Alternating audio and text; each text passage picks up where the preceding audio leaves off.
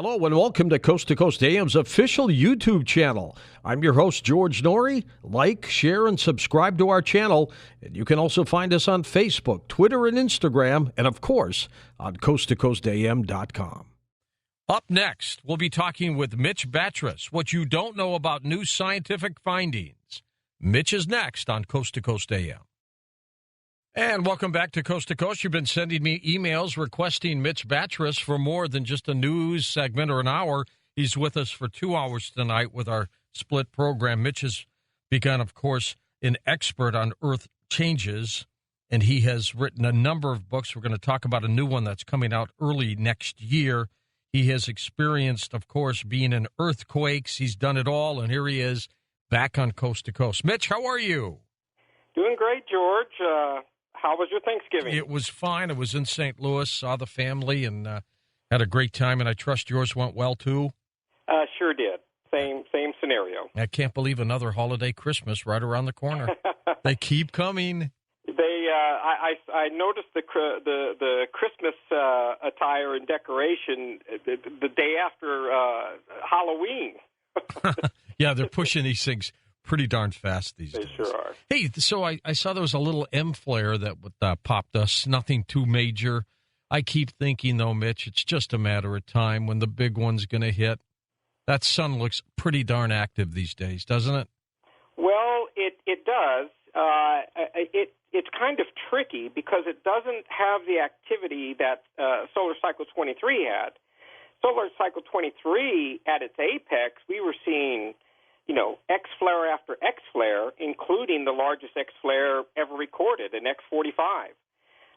So a typical person who monitors these events, maybe a kind of a working knowledge, is wondering, well, this seems kind of slow and kind of a low end.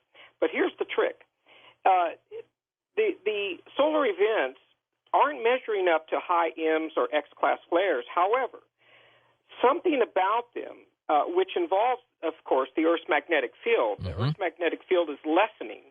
But there's something else going on that no one has been able to put their finger on. They're studying it very hard, that there seems to be some change in configuration that these lower events, such as an M1 or an M5, seems to have the impact of an X flare. And that correlation is transferring to the Earth's core, and that's what's causing these earth-changing events such as earthquakes and volcanoes, including hurricanes and extreme weathers of all types. Mitch, by the way, has sent us some graphics. If you're fortunate enough to be by a computer, go ahead and start looking at them. We're going to talk with him a little bit later on about that and what these images all mean. So you're coming up with book number 3 next year, huh? Book number 3. I tried to get it out for Christmas time, but that's just not going to happen. There's so much detail, as you know now, George, with the editor and publishing, sure. The whole bit. So we're going to get her out for spring, and we hope to get a release in mid-March. What's it all about? Well, it's an extension of my research. In my first 2 books, I focused totally on the Sun-Earth connection. At the time, it was cutting edge. In just a few short years, I got Solar Rain, The Earth Changes Has Begun. My first book was published in 2005, and my second book, Global Warming, A Convenient Disguise, published in 2007. So just in that brief time from 2007 to 2012, an enormous shift in scientific evidence has come forward, faster than any time in history. Not a surprise with our computers and supercomputers and our spacecraft out into space. But the findings are in some ways, in many ways, mirroring the same relation that the Sun and Earth have. And that mirror is the relationship between our star, the Sun, and our galaxy, Milky Way. So there's an exchange that's occurring very much in the same way. In fact, in the new book, I have a new equation that I've put out that embraces the initial reactions from the Milky Way, the center of the Milky Way, which now scientific evidence has been pouring out in just the last 24 months that there is a stream of charged particles that are kind of emitting from the center of the Milky Way that affects all of our galaxy, but of course our solar system as well. In turn, that's affecting the sun, and the sun in turn has an effect on all the planets, including Earth. So I'm looking at, in the new book, that relationship and connection between the galaxy and our sun, and what are the effects of such? What is happening as a pulse of charged particles hit the sun, and how is it changing the sun?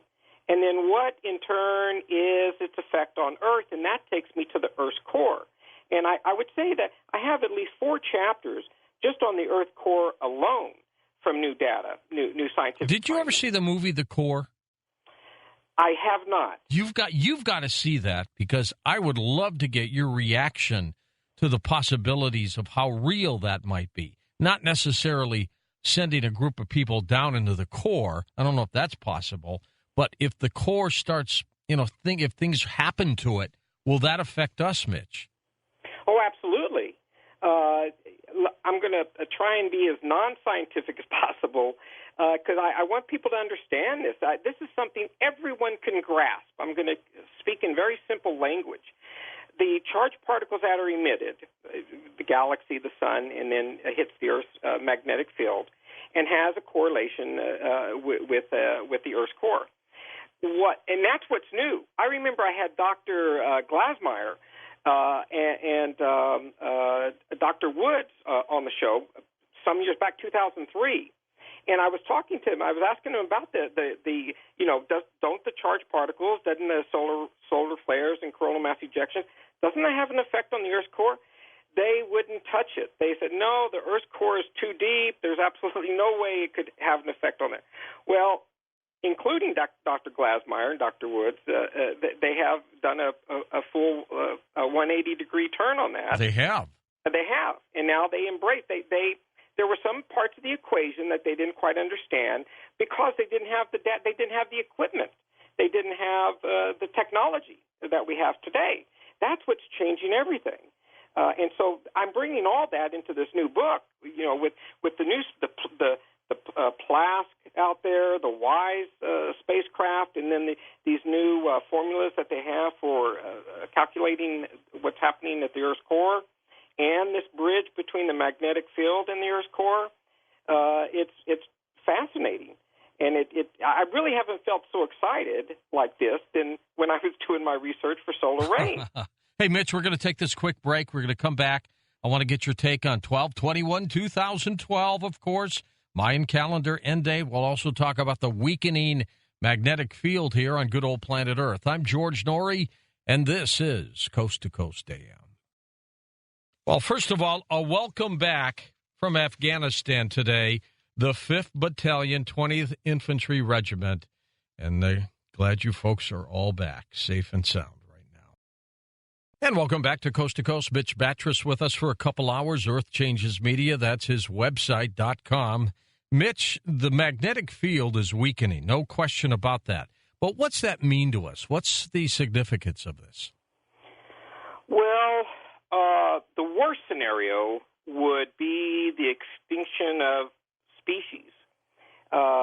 That's historically what could happen. Take, for example, migrant birds, really any type of migrant species. That's who would go first. That's where we would notice it most. And it's quite alarming to those who study that field or just animal lovers as a whole, whether they be amateur or scientific. And it is significant. Fortunately or unfortunately, this has occurred in many times to the Earth. Now, my personal belief, is that it'll affect animals way before it would affect humans, not because we're at the top of the heap and, we can think and reason and so forth, but actually just the opposite, because our senses have become so dumbed down. I think early on, really, if you just go back 3 generations, I think our natural five senses, maybe for some people a sixth sense, was more acute. And with technology, unfortunately, I think our ability to reason, to use critical thinking, to use, reasonable judgment has gone down. And so I think because strictly to senses, that for earthquakes, for example, I believe animals feel it before we do. I think there was a time that humans did. When there's severe weather changes, I remember my grandmother, her bones would ache. I think it still happens, but I don't know if as many people notice things like that. There's so many disruptions that we have in front of us. So animals will feel it first. It affects the magnetic ley lines. We know that for a fact, that species such as birds, dolphins, whales, even some fish like trout follow these. I'm not convinced. There's no hard scientific evidence. I believe it's our pineal gland, but some believe it could be very similar to what the animals have, and that's called magnetite. They have it's a mineral, and it's the magnetite that steers them, and they call it grids. Mm-hmm. Some people call it grids. Some people call it magnetic ley lines. Well, during as the Earth's magnetic field lessens, that's part of the magnetic pole shift. So the magnetic pole is starting to shift already. It's bouncing around the North Pole, not too far. Goes into Canada a little bit, then it'll come back.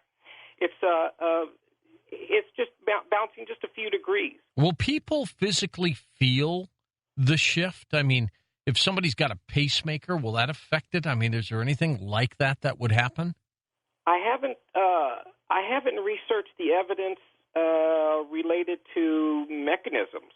I have related to emotions, and there's quite a bit of data about that. There's something called a transcranial magnetic stimulation. It's a process that's replaced the old electric shock treatments that people would get.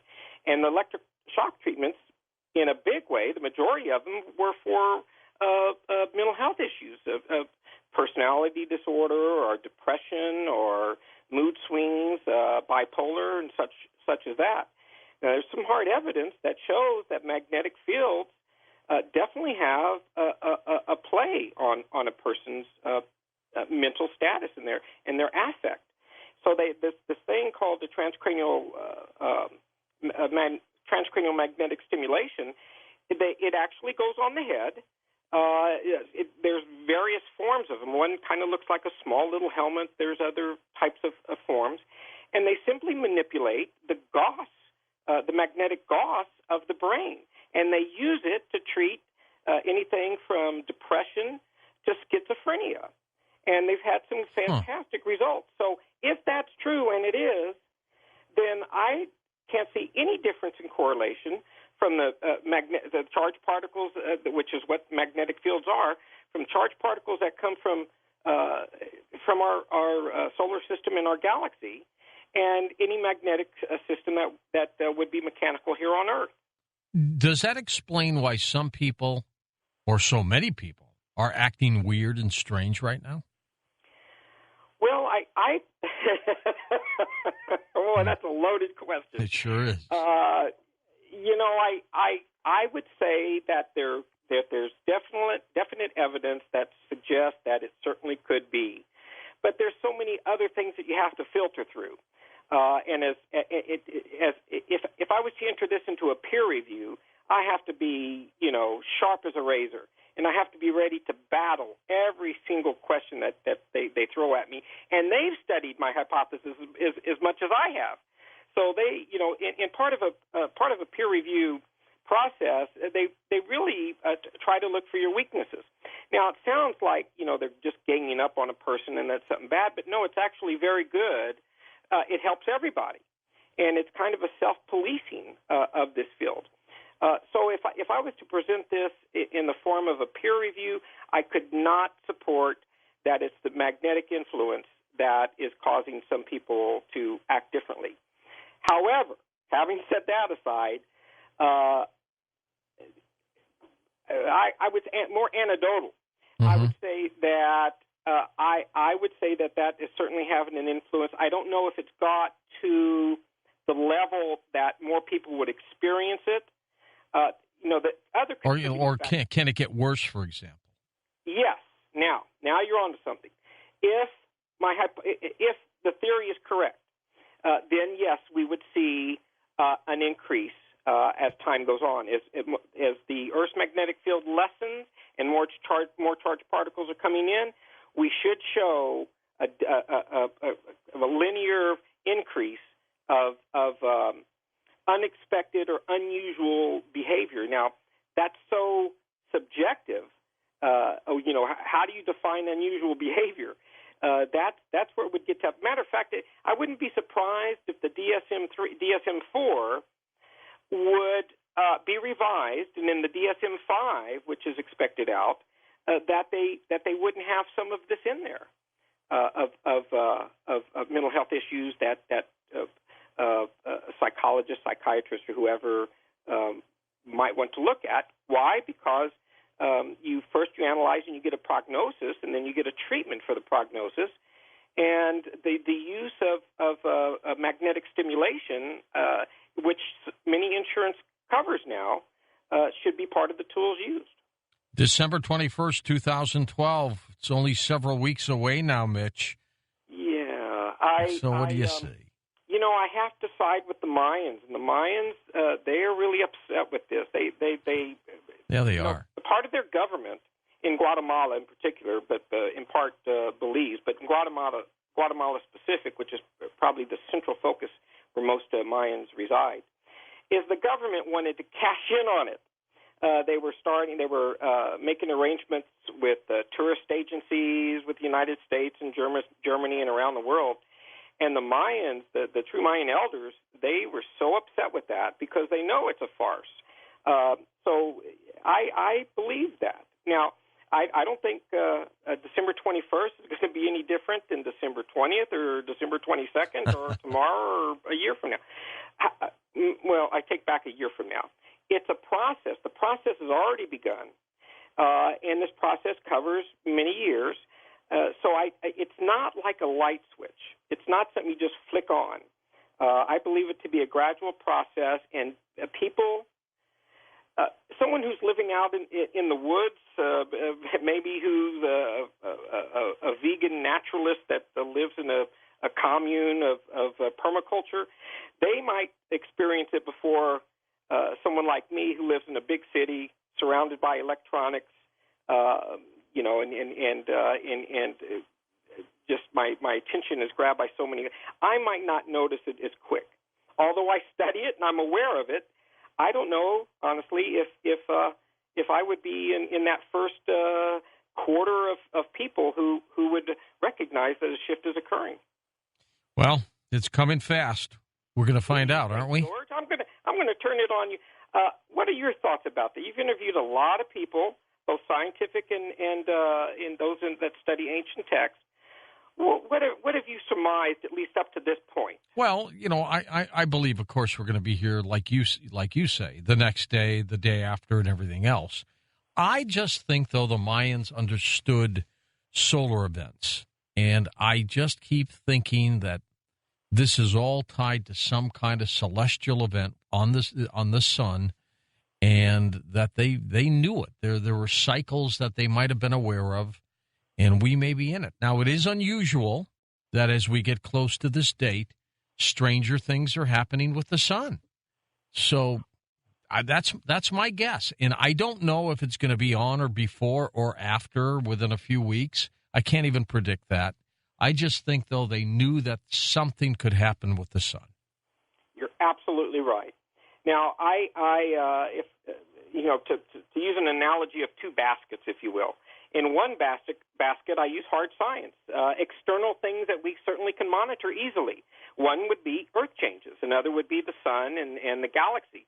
That is clear. Hard scientific data shows that without a doubt. The apex of cycle 24 is happening right at this time it's already started, and it goes for about 3 years, so we're just a little bit into it. It'll probably go into 2013. We will see an escalation of solar activity. That's in one basket. The other basket is truly on an esoteric level, a metaphysical level. Will we, in some kind of spiritual way, or as a human species, be able to recognize a shift in consciousness, a shift in intuition? That's a much harder question, and harder to define, and harder to analyze, or to how would you judge it? What would be the barometer? It's so personal that I don't know if there will be a collective shift. There could be, but I'm kind of the guy who, my good friend Greg Braden, good guy. He believes that he's a great guy. Yeah, that if 1,000 people pray and meditate and do all of the right things, that'll change the world.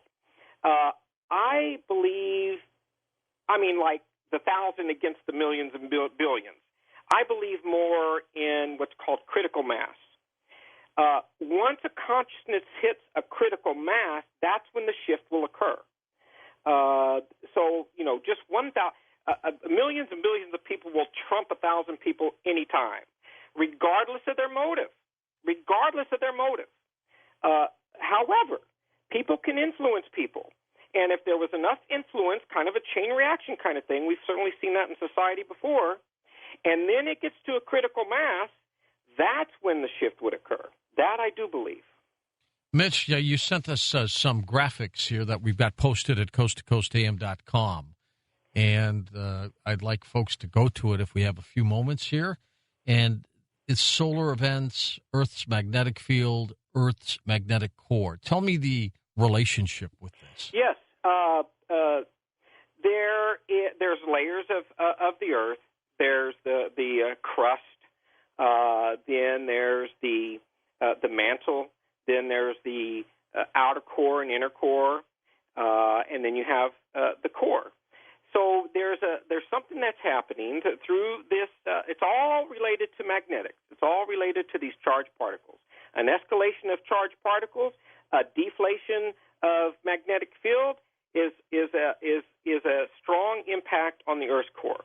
So the Earth's core is heating up. To compensate for the heat, the core releases liquid, and the liquid filters through the outer core and through the inner core and outer core, and it does penetrate into the mantle. There's this phenomena called mantle plumes. It's the mantle plumes that grows our mountains. It grows volcanoes. It bumps up against tectonic plates. It causes earthquakes. Mm-hmm. So the escalation of earth-changing events starts with the galaxy, and who knows where beyond that, then to the sun. The sun has an impact on the solar system, including Earth. We know the effects it's had on Mars, and of course, matter of fact, there's a coalition on Mercury, and I think it's a coordinated conference occurring this week with NASA about Mercury and its poles. Everything is shifting, and then it affects, of course, us and goes to the Earth's core. So the compensation, or convection, if you will. Convection is a transfer of heat by circulation or movement. Simultaneously, the superheated liquid rocks from the Earth's outer core form these large bubbles. These bubbles are called mantle plumes. The mantle plumes rise and will hit the crust. When it hits the crust, depending on wherever it is, that either grows mountains, causes volcanoes, and causes tectonic plate shifts. We are seeing that now, an escalation of both earthquakes and volcanoes. It's heating the oceans. That is also the cause of the heating of the oceans. The heating of the oceans has thrown El Nino and La Nina, which was really kind of I'm surprised it made it through peer reviews. I really am. All that means is simply oscillation or circulation, if you will, of the Southern Pacific Oscillation or the North Pacific or the Atlantic. It's all oscillating, and when there's a shift in ocean currents, that's what they call El Nino if it's in summertime, La Nina if it's in the spring and wintertime. All that means is that something is causing the ocean currents to shift. Well, in part, what's causing that are the jet streams. The wind. The wind is causing the ocean currents to shift. What is causing the jet stream to shift? That goes to the magnetic field. The magnetic field shifts. When the magnetic field shifts, it shifts ocean currents. It shifts upper atmosphere, and it goes down to the ocean, shifts ocean currents, and boom, there's the Earth. That's how, in my original equation, that's how I'm able to calculate the strongest potential of Earth-changing events. If solar activity is high, or in this case, with the Earth's magnetic field lessening and the effects on the Earth's core, we're seeing some outbreaks occurring. One of which happened near New Zealand. What occurred there was just incredible. I think it was 10,000 square miles of lava was floating on the ocean there, found by the New Zealand Navy, and then they chased that down to find out where it came from, and it runs along the Tonga, Australia fault there, what are called submarine volcanoes, and that's exactly what's happening. That area is sitting on top of a mantle plume. Have we ever had, Mitch? Have we ever had a time where everything happened at one time? Earthquakes, volcanoes, in modern time? No, not in modern time. If you mean modern time to be, say, 120 to 200 years, yeah. No, I'm not seeing any evidence of that. Could it happen? Oh, it's happened many times. It's happened throughout. It's happened every 10,000 years, I'd say, which is about the time of the last pole shift. What they're finding is that the pole shifts are occurring much faster than they ever realized. They used to give these very long timetables, maybe 4,000 years or 40,000 years. But this is happening in something like 250 years. Mitch, we're going to come back and take phone calls with you in just a moment on Coast to Coast AM.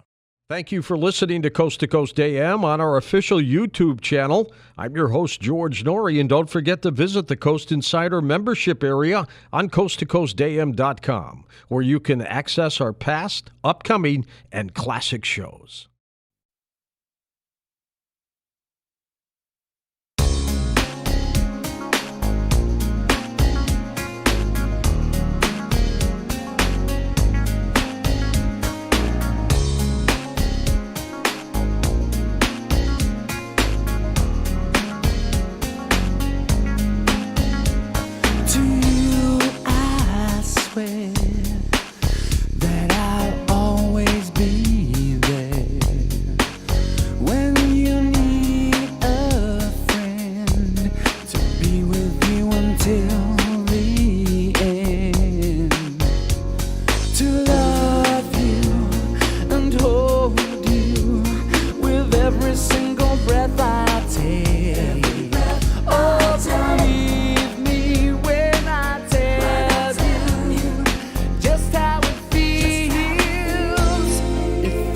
Like